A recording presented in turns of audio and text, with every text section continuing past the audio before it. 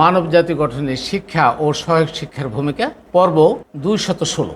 মানুষের মধ্যে যারা আল্লাহর আদেশের বিরুদ্ধে অন্যদেরকে আদেশ করেন তারা কি মূলত শয়তানের আদেশ বাস্তবায়নে ব্যস্ত নয়? প্রিয় মানবজাতি, সালামুন আলাইকুম।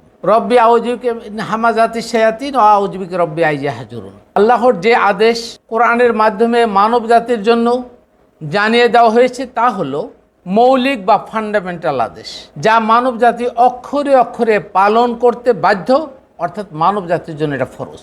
মানব জাতির মধ্যে কেউই এই আদেশ অস্বীকার করা, পরিবর্তন করা, সংকোচন করা, সম্প্রসারণ করা এই করার ক্ষমতা রাখে না বা কোনো রকম পরিবর্তন করার ক্ষমতা রাখে না।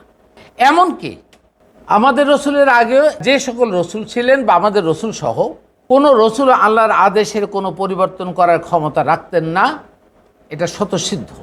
বরং সকল মানুষের জন্য তা হুবহু ফরজ বিধান হিসাবে প্রযোজ্য। আল্লাহ রসুলের উপরে আল্লাহ যে সতর্কবাণী প্রযোজ্য করেছেন তা হলো আল হাক্কাহ আয়াত নাম্বার 69 নং সূরার 44, 45, 46 এবং 47 দ্বারা আমরা প্রমাণ করার চেষ্টা করব। ওয়ালা তাকাওয়ালা আলাইনা বাদাল আকাইল, আর যদি সে বিষয়ে কোনো কথা বানিয়ে বলতো লা আখাযনা মিনহুল ইয়াতিন, তাহলে আমরা তাকে শক্ত করে ডান হাতে ধরে ফেলতাম। সুম্মা লাকাতানা মিনহুল ওয়াতিন, অতঃপর অবশ্যই আমরা তার জীবন ধবনি কেটে দিতাম। ফামা মিনকুম মিন আহাদিন আনহু হাজিরিন, অতঃপর তোমাদের মধ্যে কেউ নেই যে তা থেকে আমাকে বিরত করতে পারতে। এছাড়াও কোনো মানুষ যদি নিজস্ব বা মন গড়া আদেশ অন্য কোনো মানুষের উপরে প্রয়োগ করে তা হলো অমৌলিক, নন ফান্ডামেন্টাল আদেশ, যা মানুষ বাধ্য নয়। মানুষ চাইলে তার কল্যাণের জন্য মানতে পারে, নাও মানতে পারে। আর এখানে যে বিষয়টি সবচেয়ে বেশি গুরুত্বপূর্ণ তা হলো মানব জাতির উপরে ইবলিসের ভূমিকা। আর সেটা হলো আল্লাহ নাজিলকৃত বিধানের অতিরঞ্জিত করে, অপব্যাখ্যা করে মানুষের হৃদয়ে মানব ঢুকিয়ে দিয়ে মানব জাতিকে কোরআনের মৌলিক জ্ঞান থেকে দূরে সরিয়ে রাখা। আমরা যেমনটি জানি আল্লাহ জি ওয়াসউফি সুদুরিন নাস, এই সুদুরিন নাস মানুষের সদর হলো এটা। এই সদরের মধ্যে ওয়াসওয়াসা দেয়, কুমন্ত্রণা দেয়া শয়তান মানুষকে বিভ্রান্ত করে। তাই যেহেতু আল্লাহর এই জানিয়ে দেয়া মানব জাতির জন্য একমাত্র হেদায়েতের পথ হলো কোরআন, আর সেই কোরআনের জ্ঞান থেকে মানুষকে বা মানব জাতিকে সরিয়ে রাখা হলো ইবলিসের একমাত্র বা অন্যতম প্রধান দায়িত্ব। ইবলিস সেটাই করবে। আর ইবলিসের যেটা প্রধান দায়িত্ব হবে সেটা হলো মানুষের জন্য প্রধানতম কাজ, যেটা ফরজ বিধান। আবার ইবলিস যেহেতু মানব জাতির চিরন্তন শত্রু, সেহেতু মানব জাতির জন্য পরিপূর্ণ কোরআনের জ্ঞান অর্জন করা সবচেয়ে গুরুত্বপূর্ণ ফরজ দায়িত্ব। অনেকে মনে করেন যে সবচেয়ে গুরুত্বপূর্ণ কাজ হলো সালাত আদায় করা। না, সবচেয়ে গুরুত্বপূর্ণ কাজ হলো কোরআনের বিধান মানা, জানা, বোঝা এবং আমল করা। এই আমলের ভিতরে সব কিছু থাকবে।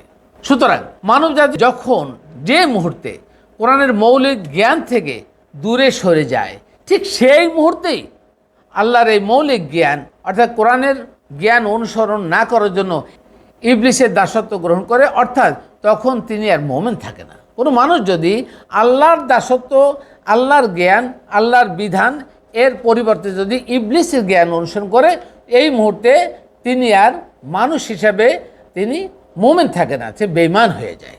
তাহলে মানব জাতি মনে করতে হবে যে কোরআনের জ্ঞান অর্জন করা এবং স্মরণ অনুসরণ করা এবং আমল করা প্রত্যেকটা মানুষের জন্য এটা কোনো খণ্ডকালীন বিধান নয়, বরং এটা যতদিন মানুষ বেঁচে থাকবে ততদিন সদা সর্বদা কোরআন জেনেও বুঝে গবেষণা করে আমল করতে চলতে হবে। এটাই আল্লাহর বিধান, এটাই ফরজ। তাহলে সহজেই ধারণা করা যায় যে যারা বা যে গোষ্ঠী, যে মানব সম্প্রদায় সকল মানুষের জন্য সমাজের সকল মানুষের ধারক বাহক হিসাবে বা কর্তৃত্বের অধিকারী, যেমন পিতামাতা, শিক্ষক মণ্ডলী, মসজিদের ইমামগণ বা আমাদের অন্যান্য সরকারি বেসরকারি যত ধরনের কর্মকর্তা কর্মচারী আছে, রাজনৈতিক দল আছে, তাদের নেতা নেত্রী আছে, তারা যারা কোরআন জানে না, আমল করে না, তাহলে তারা মানবজাতির জন্য যে আদেশ করছেন, নিষেধ করছেন, তা কি কোরআনের সাথে সাংঘর্ষিক নয়? অবশ্যই সাংঘর্ষিক। অর্থাৎ এক কথায় আল্লাহর মৌলিক আদেশের বিরুদ্ধে তাদের আদেশ যদি কার্যকরী হয়, তাহলে সেটাই হবে ইবলিসের আদেশ, সেটা আল্লাহর আদেশ নয়। ইবলিসের আদেশ বাস্তবায়ন করা মানে হলো এটা স্পষ্ট কবিরা গুনাহ। আর যারা ইবলিসের আদেশ বা সক্ষতা মেনে চলবে তারা আর মোমেন থাকতে পারে না।